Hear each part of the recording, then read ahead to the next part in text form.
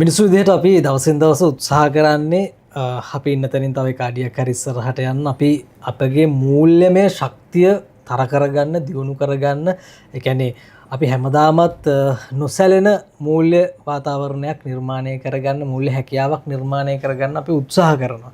හැබැයි අපි කොච්චර මුල මුදල් හම්බ කරගන්නට උත්සාහ කරත් මිල මුදල් ලැබුණත් අපිට මූල්‍ය විනය එහෙම නැත්නම් මේ මූල්‍ය සාක්ෂරතාවය කියන එක නැතිනම් අපි මේ හරි හම්බ කරන මුදල් සල්ලි සමහර විට ඒ දේවල් වලට උනේ මොකක්ද කියලා අපිට හිතා ගන්න බැරි තත්වයකටපත් වෙන්න පුළුවන්. ඒවා විනාශ වෙලා යන්න පුළුවන්.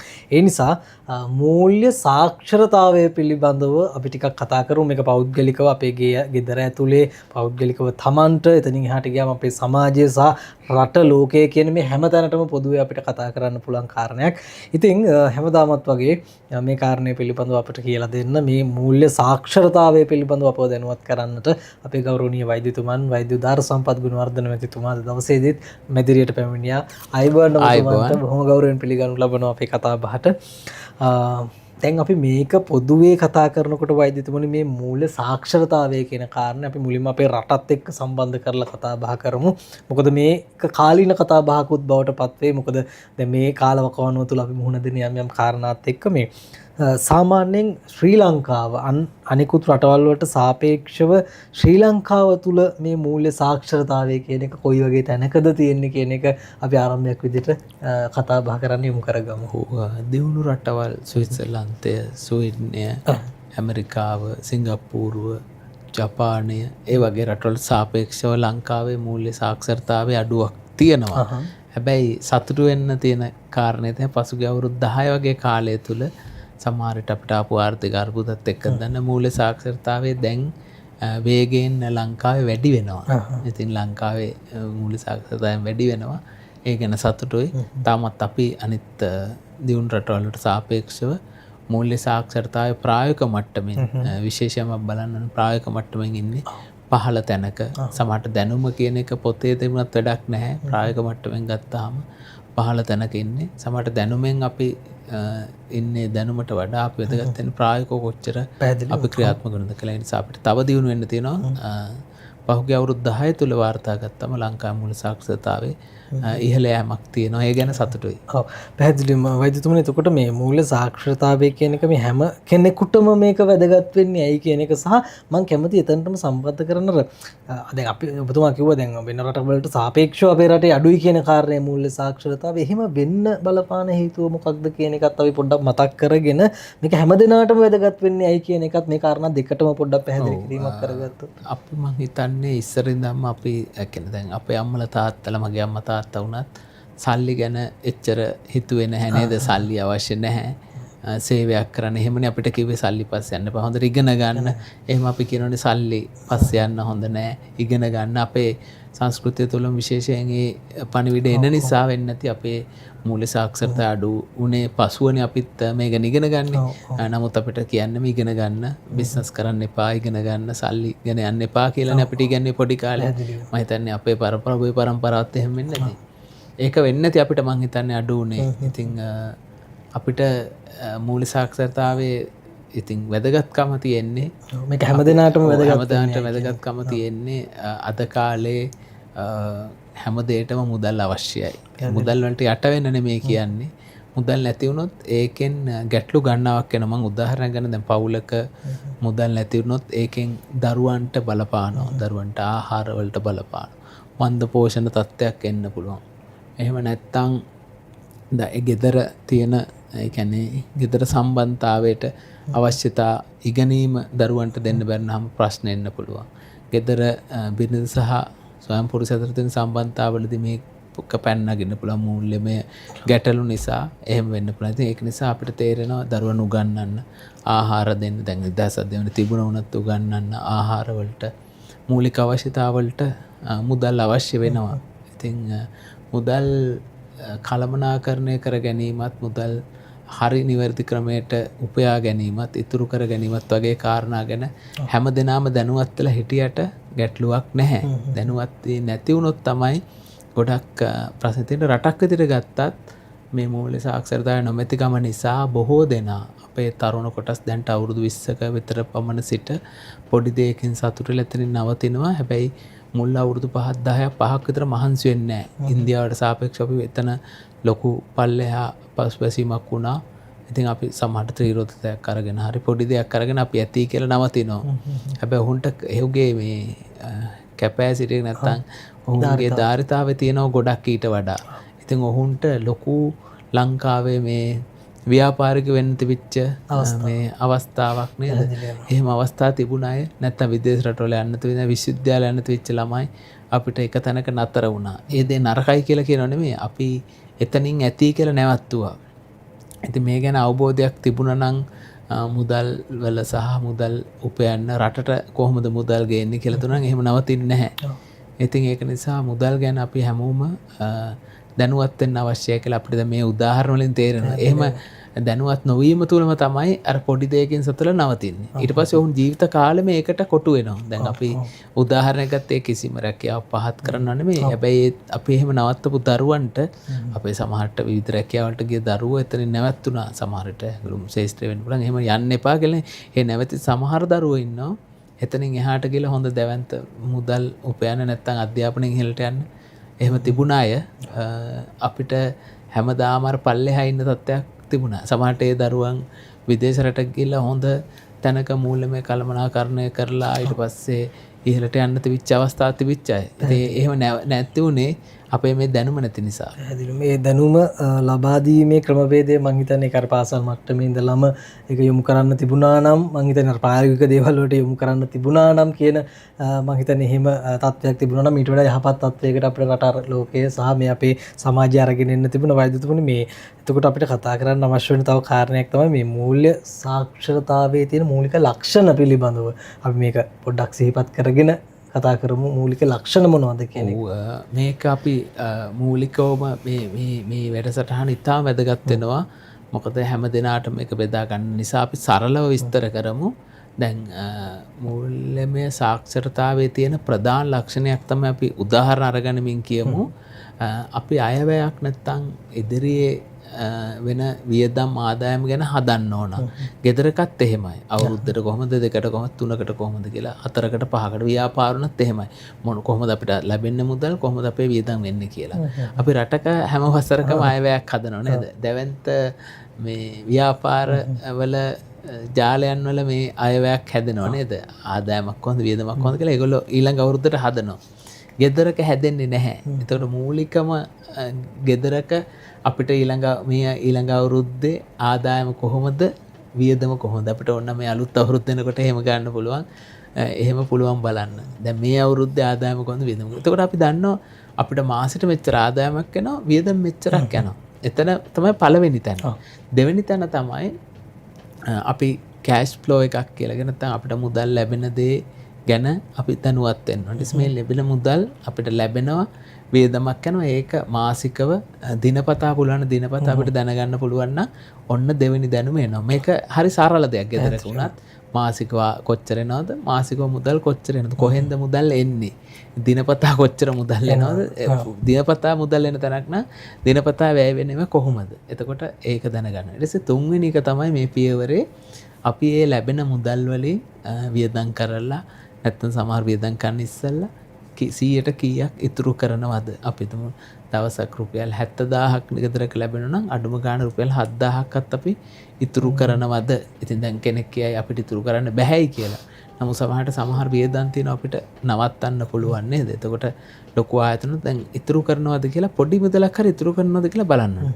ඒ ඉතුරු කරන මුදලෙන් කොටසක් ආයෝජනය කරනවද. අපි සමහරලාට ඒක රත්තරන් වගේ දෙයක් අරන් තියනවාද, එහෙම නැත්නම් මේව කිව්වම කෙනෙක් ඉඩමක් අරන් තියනවාද, එහෙම කිව්වම කෙනෙක් නැත්නම් ව්‍යාපාරයකට දානවාද, එහෙම නැත්නම් දැනුමට ආයෝජනය කරනවාද. ආයෝජනය කියන්නේ විවිධ පැතින් දැනුමට ආයෝජනය කරන්න පුළුවන්, ව්‍යාපාරවල ආයෝජනය කරන්න පුළුවන්, මේ ඒ වගේ ආයෝජනයක් කරනවාද. ඊට පස්සේ අපේ තියෙන ඊගාවක තමයි වැදගත්කම මේ ණය තියෙන ප්‍රමාණය. දැනට අපි කොච්චර ණයයිද, ඒ ණය වාරි කොච්චර ප්‍රමාණයක් කල් තියෙනවද, අපේ රත්තරන් බඩු ගස් තියලා අපි කොච්චර පොලිය ගෙවනවද, ණය කාඩ් පත් වලට අපි කොච්චර පොලිය ගෙවනවද, ඔන්න ණය ප්‍රමාණය. පැහැදිලි නේද? ඔන්න දැන් මම සරලව කිව්වේ ගෙදරට අයටත් පුළුවන්. අපි දැන් 10% පොලියට සමහරට ගම්වල අරන් ඉන්නවා. එතකොට හම්බෙන්නේ ඔක්කොම පොලියට යන්නේ. එතකොට ඒක සටහන් කරා තමයි නැත්තම් හැමදාම ගන්නවා ණය දෙනවා පොලිය දෙනවා එතනින් ඉවරයි. එතකොට ඒකේ අවබෝධය. ඔන්න දැන් මම සරලව කියපු ඔය කරුණු ටික ගත්තාම ඔන්න එනවා. ඊට පස්සේ අවසානයේ එන මූල්‍ය සාක්ෂරතාවේ ඔබ කොච්චර මේකෙන් ඒ කියන්නේ පැසිව් ඉන්කම් එකක් එන්න නැත්නම් ඔබ ඒ කියන්නේ මාසිකව ඔබට ආදායමක් කරන කොච්චර යොමු කරලා තියෙනවද? ඔන්න ඔය ටික පිළිබඳ දරුවන්ට දැනුම දුන්නා නම් දරුවෝ රැකියාවට ගියාට පස්සේ පොඩි කාලේ ඉඳන් මේක හුරු වෙලා එතනට යොමු වෙනවා. එහෙම නැති වුණාම වෙන්නේ දරුවෝ සමහර මම දන්නවා රැකියාව අවුරුදු 3ක් කරලා තිනවා 4ක් කරලා තිනවා අතේ මේ ඉතුරු කරගත්තත් නැහැ. එතකොට එහෙම වෙන්න අමාරුයි. එක්කෝ ඒ පඩි ගෙවන එකේ ප්‍රශ්නයක් තියෙනවා. එහෙම නැත්නම් තමයි ලබන කෙනාගේ වේදමේ ප්‍රශ්නයක්. ඔය දෙකෙන් එකක් වෙන්න ඕනේ. එතකොට එහෙම හේතුවක් තියෙන පුළුවන්. එතකොට දැන් අපේ දරුවන්ට පුරුදු කරලා තියෙන විශ්වවිද්‍යාල දරුවන්ට මේක පුරුදු කරලා තියන්න ඕනේ. ඊට පස්සේ අපේ මේ ඒ කියන්නේ රැකියා කරන තරුණ වයසේ දරුවන්ට කියා දෙන්න ඕනේ. ව්‍යාපාර කරන දරුවන්ට කියා දෙන්න ඕනේ. ඊට පස්සේ අපි ත්‍රිවිල් එකක් එළවන මහත්තයෙක් කියලා ඒ මහත්තයාටත් මේක කියා දුන්නොත් ඒ මහත්තයා ඔන්න දවස් රුපියල් 100 එකතු කරලා ආයෝජනයක් ගන්න පුළුවන්. හැබැයි නැත්තම් එයාට කියා දෙලම තියෙන්නේ අනේ මේකේනව නැති වෙනවා කියලා. දැන් මේවා කියා දීලා නැහැ. කියා දෙන්නේ නැතිකමෙන් මිනිසුන් දුප්පත්කමට යනවා. ඉතින් දුප්පත්කමට හේතු රටක් විදිහටත් රටෙත් ඒක බලපානවා හැමතැනම. ඒ නිසා රටක, ගෙදරක, විදුහලක මේ මූල්‍යමය සාක්ෂරතාවය කියන එක ඉතාම වැදගත් විෂයක්. මේක විෂය පොත්වලට එන්න ඕන විෂයන් විදිහට අපි ඉගෙන ගන්න භාෂාව ඉගෙන ගන්නවා අනිත් ඒවා විද්‍යා ගණිතය වගේ මේක වෙනම හැම දරුවටම උගන්වන්න ඕන මූල්‍ය සාක්ෂරතාවය කියලා. ඒ වගේම හෙල්ත් එක උගන්වන්න ඕන. ඒ වගේ මේකත් උගන්වනවා. එහෙම ගන්න තැනකට ආවොත් දරුවන් මේ පිළිබඳ හොඳට දැනුවත් වෙනවා. දැනුවත් වෙලා ඔවුන් රටට බරක් නොවි ක්‍රියාත්මක කරනවා. තව එක තැනක් මතු කරන මේ මූල්‍ය සාක්ෂරතාවය නැති නිසා අපේ මේ ආයතන දැන් ආයතනගතව පළාත් සභාවක් කියමුකෝ. ඒ වගේ තැන්වල වුණත් අර හැමදාම ආදායම් වියදම අපිට නගර සභාවක් වෙන්න පුළුවන්. හැමදාම ආදායම් වියදම ගත්තම ඉතුරු කරන්නේ නැහැ. හැමදාම අපි ණය වෙනවා. රටත් ණය වෙනවා. ඉතින් අපි ඒ රාජ්‍ය ආයතන වලටත් එහෙමයි. මොකද රාජ්‍ය ආයතන වලටත් මේ මූල්‍ය සාක්ෂරතාවය කියා දෙන්න. හැමදාම ප්‍රධාන ආණ්ඩුවෙන් සල්ලි ගන්න, ප්‍රධාන තැනින් සල්ලි ගන්න එපා නේද? රජෙන් සල්ලි ගන්න එපා. මධ්‍යම මේ තියෙන තැනින් ගන්න නැතුව තමන් සුවම් පෝෂිත වෙන්න කියලා උගන්වන්න වෙනවා. එහෙම ඉගෙනුවේ නැති වුණොත් හැමදාම ඒක බරක් වෙනවා රටේ ජනතාවට. එච්චරට මේ මූල්‍ය සාක්ෂරතාවය වැදගත්. ඒක පොඩි කෙනාට නෙමෙයි පාර්ලිමේන්තුව දක්වාම පාර්ලිමේන්තුවේ අමාත්‍යවරුන්ට ගරු අමාත්‍යවරු දක්වාම මේක වැදගත් වෙනවා. ජනාධිපතිතුමා දක්වා වැදගත් වෙනවා. හැම දිනාටම මේක වැදගත් වෙනවා. ඔබතුමාට දැන් තේරෙනවද කොච්චර වැදගත් කියලා? කුඩා දරුවාගේ සිට ජනාධිපතිතුමා දක්වා මූල්‍ය සාක්ෂරතාවය ඉතා වැදගත් වෙනවා. පැහැදිලිව මේ කාරණා පිළිබඳව මම හිතන්නේ දරුවන්ට මූලිකවම අධ්‍යයනය තේරෙන වයසට આવම මූලිකව දැනුම විදියට ලබා දෙන්න අවශ්‍ය වෙන කාරණා මේව සහ අනිත් කාරණේ මම ඔබතුමා මේ කියන දේවල් අතරේ මට හිතුණු කාරණේ තමයි අතර මේ ආයෝජනයන් පිළිබඳව මීට වඩා අපි කතා කරන්න ඕනේ සහ අධ්‍යාපන ශාස්ත්‍රයට යොමු කරන්න ඕනේ කියන කාරණේ වෛද්‍යතුමනි ඔය කාරණාත් එක්කම මේ සරලව මුදල් ගැන අපි මොනවද දැනගන්න ඕනේ කියන දේ පිළිබඳව පොඩ්ඩක් සිහිපත් කරමු. ඉතාමත් දරුවන්ට දැන් මේ කියන වචන ලොකු වචන හුරු නෑනේ නේද ඔබතුමාලා ගිනුම් වල වචන අපි දන්නේ නෑනේ සමහරට පාළුවේ කතා කරන ලොකු වචන අපිට දන්නේ නැහැ. හැබැයි දරුවන්ට කියත පුතේ සරලව පෙට්ටි 4ක් ගන්න. මේ පෙට්ටි 4 අරගෙන ඔබට එන ආදායම මොකද්ද කියලා එක පෙට්ටියට දාන්න උගන්වන්න. වියදම් මොකද්ද කියලා එක පෙට්ටියකට දාන්න උගන්වන්න. ඊට පස්සේ ඔබ කොච්චර ඉතුරු කරනවද කියලා එක පෙට්ටියකට දාන්න උගන්වන්න. ඊට පස්සේ ඔබ කොච්චර ආයෝජනය කරන එක පෙට්ටියකට දාන්න උගන්වන්න. එතකොට දරුවා දන්නවා ලැබෙනකොට මට තාත්තා රුපියල් 100ක් දුන්නා නම් ඒක ලියලා 100ක් කියලා එක පෙට්ටියකට දාන්න. මගෙන් වියදම් ගියා නම් පන්තියට රුපියල් 100ක් ඔන්න ඒකලා අපි තාත්තා 1000ක් දුන්නා. ඊට පස්සේ ඒකෙන් රුපියල් 100ක් ඉතුරු කරා නම් කොටසක් මොනවා හරි කරලා ඒක එක පෙට්ටියට දාන්න. ඊට පස්සේ ඒ 100 කොටසක් අරගෙන ආයෝජනය කරන්න තව පෙට්ටි පෙට්ටි 4කට දාලා ළමයින්ට කියා දුන්නා නම් ළමයින්ට මේක තේරෙනවා. එතකොට මේක සරලයි. ගෙදර පෙට්ටි 4ක් අදම හදලා ළමයින්ට කියා දෙන්න. මේක මහා මේ ගණිතමය ගන්නේ. මේකට දාන්න පුළුවන් උපුටුම වචන දාලා. දරුවා එතකොට දන්නවා අතේ සල්ලි කොච්චර එනවද කීයක් තියෙනවද කියලා පෙට්ටි 4කින් වෙනද. අපි ඉදිරියේදී මේ දරුවන් සදා මේ වැඩසටහනක් කරනවා. වැඩසටහනක්. ඉතින් ඒක අපිට ඒ වගේ සරල තැනකින් යමු. එතකොට අපිට සරලව ඕක මේ ලොකු අයටත් කරත හැකියි. කොටස් 4කට දාලා මේ තමන්ට ලැබෙන ආදායමත් එක්ක කොහොමද ඒක කොහොමද ආදායම මෙච්චරයි කොලේක ලේලාන වියදම් මෙච්චරයි මේ ඊට පස්සේ ඉතුරු කරේ මෙච්චරයි මේක ආයෝජනය කරවෙත් මහිතන ඔය කාරණා පිළිබඳ මේ බෞද්ධ දර්ශනය තුළෙත් කතා බහ කරනවනේ වෛද්‍යතුමනි අපිට සම්බන්ධනුත් ඉදිරියට දීර්ඝ වශයෙන් කතා බහ කරන්න පුළුවන් වෙයි. එතකොට දැන් මම කැමති මේ කාරණේත් පොඩ්ඩක් විමසන්න. දැන් මුදල් වල තියෙන වටිනාකම පිළිබඳව සමහරලාට අපිට දරුවන්ට එහෙම වටිනාකම මතුවෙන්නේ නැහැ නේ. අම්මා තාත්තා මුදල් හරි හම්බ කරලා දෙනවා දරුවෝ ඒක නැති නාස්ති කරනවා කියන එක සිද්ධ වෙන්න පුළුවන්. සාමාන්‍ය කෙනෙකුට අර පියල් 10 15 20 1000 වුණත් ඒකේ වටිනාකම දැනෙන්න සලස්සනවා නම් මේක මීට වඩා හොඳ තැනකට එනවා නේද? දැන් දරුවන්ට මුදල් අපි හැම අවශ්‍යතාවෙන දෙමව්පියෝ විසින් මුදල් දෙන්න ඕන. මොකද අපිට බැරි දේවල් දරුවන්ට කරන්න මුදල් දෙන්න ඕන. හැබැයි දෙන හැම අවස්ථාවෙම පෙන්නලා දෙනවා මේ මුදල් හොයන්නේ අමාරුවෙන්. යහපත් හොයන්නේ අමාරුවෙන් ගන්න. ඒතර මේ මුදල් වල අගයක් තියෙනවා. මේ නිකන් එන්නේ නැහැ. එතකොට අපි වියදම් කරනකොට දෙපාරක් හිතලා මේ වියදම් කරනවා. විශේෂයෙන්ම නාස්ති කරන්න එපා. දැන් අපි හිතමු කෑම අරගෙන නාස්ති කරන්න එපා. කෑම තමන්ට කන්න ප්‍රමාණයක් කරගෙන නැති බැරි කෙනෙකුට දෙන්න. ඒ කියන්නේ දෙන්න එපා කියලා නෙමෙයි කියන්නේ. මේ මුදල් වල වටිනාකමක් තියෙනවා. නාස්ති කරන්න එපා. ඒක දරුවන්ට කියා දෙන්න ඕන. තමන්ට තාත්තා මුදල් තිබුණයි කියලා පුතාලා අරගෙන නාස්ති කරන්න එපා. ඒක නැති බැරි කෙනෙකුට දෙන්න පුළුවන්. නමුත් අර අනවශ්‍ය ලෙස නාස්තියට තමන්ට අර අවශ්‍ය ප්‍රමාණයට වඩා වැඩියෙන් වියදම් කරනවා. මේක ඉන්දියාව හොඳට කරනවා. ඉන්දියාවේ කොච්චර ධනවතෙක් වුණත් ඔවුන් බොහොම අල්පේ ජීවිතයක් ඇඳුම් ගත්තත් ආහාර ගත්තත් හැමදේම කරලා ඉදිරි පරම්පරාවට ඉතුරු කරනවා. රටට ඉතුරු කරනවා. ඊට පස්සේ ඔවුන් රත්තරන් ගන්නවා. රත්තරන් එකතු කරලා රටේ තියෙනවා. අරුබුදයක් අහම තියෙනවා. ඉන්දියාවේ ගොඩක් එහෙම කරනවා. අපේ රටේ ඒක නෑ. අපි කරන්නේ හම්බෙන ඔක්කොම වියදම් කරනවා. දරුවොත් වියදම් කරනවා. වියදම් ගන්න පුළුවන් ඔක්කොම වියදම් කරනවා. හරි අපි අද විතරයි නේ. නමුත් පස්සේ අරුබුදයක් ආපු වෙලාවට කිසිම දෙයක් රටේ නෑ. ඉන්දියාවට එහෙම නෑ. ඉන්දියාවේ මිනිස්සු ගොඩක් කලාවට බොහොම ඒ කියන්නේ ඉන්දියාවේ ජනතාව ඇමරිකාවේ ජීවත් වෙන ජනතාව මට හමු වෙලා තියෙනවා විශාල දැවැන්ත විශාල මුදල් තියෙන. ඔවුන් මේ ලෝභ නෙමෙයි තියෙන්නේ. බොහොම 3-4 පාරක් හැමතැනින්ම බලලා තමයි දෙයක් ගන්නෙ. පටින් බලගෙන අපි හිතන්නේ ලෝභයි කියලා. හැබැයි ඔවුන් ඒ සමගම අවශ්‍ය දෙයට වියදම් කරනවා. එහෙම ලෝභ නෙමෙයි. අර අනවශ්‍ය දෙයට එන්නේ. ඉතින් ඉන්දියාවෙන් අපිට ගොඩක් ඉගෙන ගන්න පුළුවන්.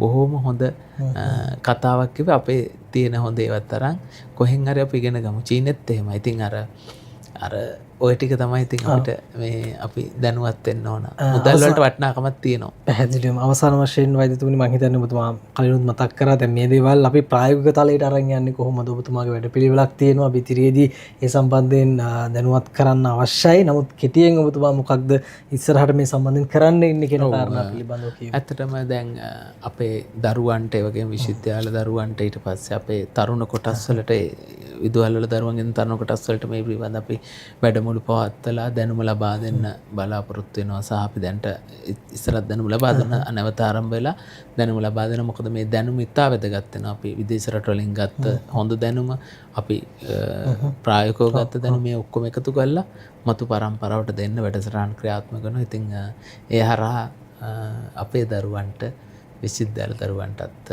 තරුණ කොටස් වලටත් මේ හොඳ දැනුමක් ලබා දීලා ප්‍රායෝගික දැනුමක් ලබා දීලා ඔවුන්ගේ මූලිකම தත්ත්වය ඉහළට ගෙනින වැඩපිළිවෙලක් අපි කණ්ඩායම විසින් නිර්මාණය කරලා තියෙන ගැන බොහෝම සතුටුයි. මොකද අපි ගත්ත හොඳ දේ දීලා ඒක දැනගෙන කවුරු හරි අපි දැන්ටත් ක්‍රියාත්මක කරලා හොඳට මුදල් හොයලා ඉස්සරහට යන දකින්න හරි ආසයි. ඉතින් ඒක තමයි අපේ ක්‍රියාත්මක වීම. වෛද්‍යතුමනි බොහොම ස්තුතියි. එහෙනම් අපිට මේ මූල්‍ය සාක්ෂරතාවයේ මේ මූල්‍ය විනය ඇති කර ගැනීම සම්බන්ධයෙන් කරුණු පැහැදිලි කරලා දුන්නට. ඉතින් නැවත මේ වැඩසටහන බලන්න කියන එක තමයි මට කියන්න තියෙන්නේ. නාලිකාව subscribe කරන්න. එහෙනම් වෛද්‍ය උදාර සම්පත් ගුණවර්ධන අපේ ගෞරවනීය වෛද්‍යතුමන් එක්ක කතා කරේ. අයිබෝන් ඔබතුමන්ට අපි නැවත මුණ ගැහෙන බලාපොරොත්තු වෙන සමුගන්නවා. ඔබේ අදහස් අපට කියන්න. ඉතින් හැමදාමත් අපේ නාලිකාවත් එක්ක සම්බන්ධ වෙලා ඉන්න සියලු දෙනාටම යහපත් හෙට දවසක්.